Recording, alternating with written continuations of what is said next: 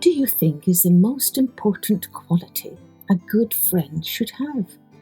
A sense of humour, cleverness, loyalty, a sense of adventure, or maybe kindness. Hello everyone, I'm Kathleen Pelly. Welcome to Journey with Story. I wonder which quality most of you chose as being the most important in a friend.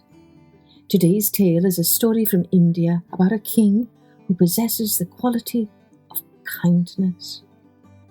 Or another word for that is compassion, which means literally to suffer with. So in other words, if you have compassion for someone, you don't just feel sorry for them, rather you actually feel their pain in your own heart, which makes you kinder to them. A huge thanks to all of our listeners who have been kind enough to support us here at Journey with Story for the last year. We are very grateful to all of you who have sent us your lovely notes with such kind words about this podcast and how much your children are enjoying this show.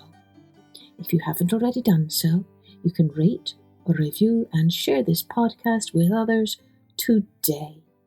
Now, let's take a journey with this beautiful tale from India, the King of Compassion.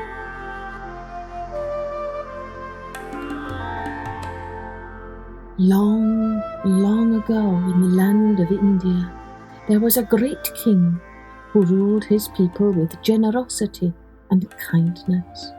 He showed compassion for everything, for all the birds and animals, and for every person, young and old. He also honoured the gods. So good was the king that every living creature from far and near came to his palace to seek his protection and advice. He smiled upon everyone who came and never turned anyone away. The gods in the heavens watched the king day and night. They spoke of him often, amazed by his goodness.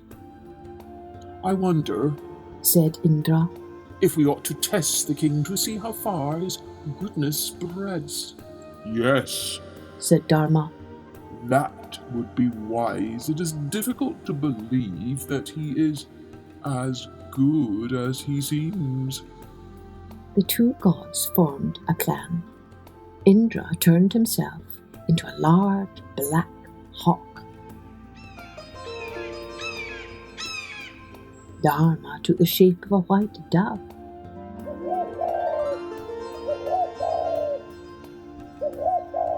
Let us begin, said Indra the hawk, and Dharma the dove began to fly toward the palace. Indra gave chase. On they flew through the bright autumn sky, the hawk chasing the dove. The people down below looked up to see the defenseless dove flying as fast as he could, the fierce hawk close upon him. "Fly to the king!" the people shouted to the dove.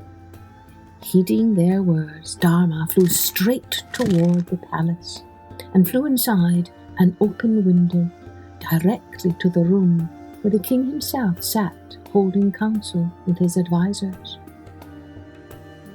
The dove landed in the compassionate king's arms and nestled there, shivering with fear. A moment later, the great hawk flew through the window and alighted on the table before the king. King, said the hawk, that bird you hold in your arms is my natural prey. Surely you know that. I am starving, and if I do not have a meal, I will die. You, good king, would not wish to be responsible for my death.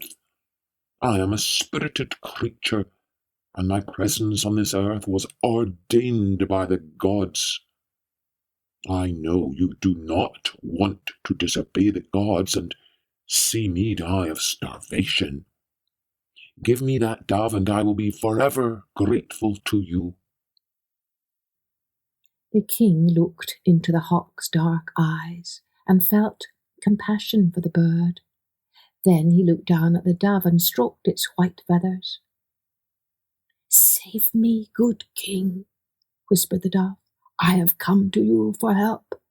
My family will not survive without me."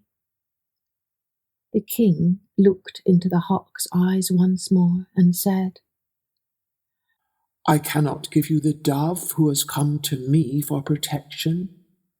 To save your life, I grant you any other food you wish to eat. I will give you all that is equal to this dove." The hawk stood tall and proud. Very well, king. The hawk said, I choose your flesh. Nothing less will satisfy my deep hunger. "Very well," said the king without a moment's hesitation, and he stood and called to his servants. "Bring a scale." The servants, who loved their king, began to murmur among themselves, but they obeyed his wish and brought him a large silver scale.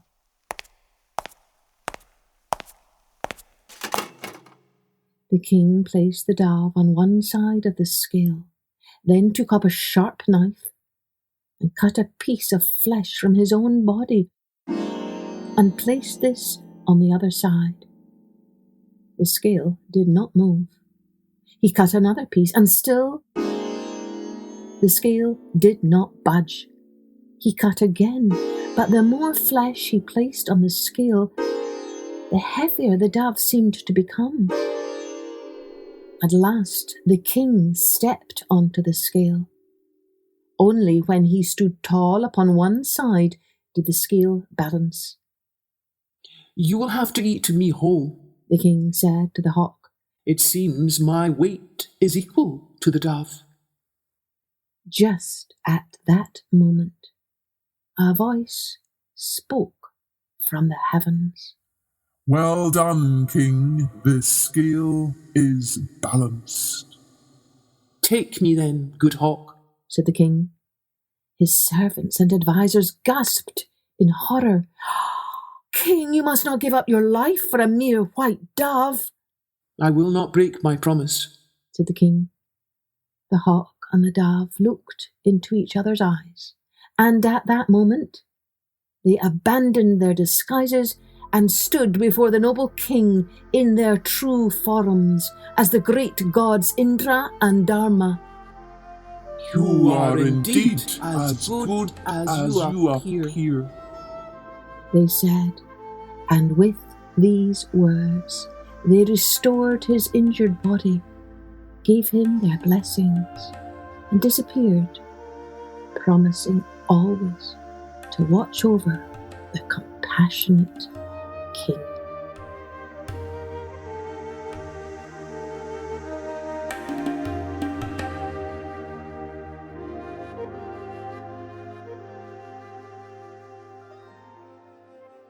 Well, what do you think this story's souvenir is? Maybe it's a reminder for all of us that the most important quality for any leader is compassion. And maybe it is even a reminder that we could all do well to try and become more compassionate with everyone we meet. And actually, that's what good stories do. They help us see the world through another's eyes and feel it with another's heart.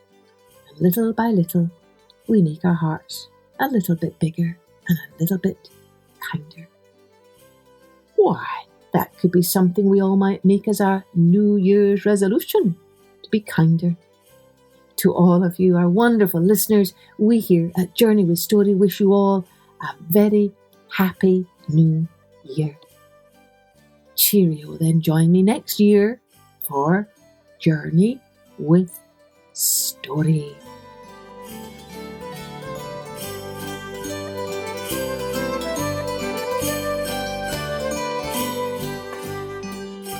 Music and post-production was by Colette Jonas.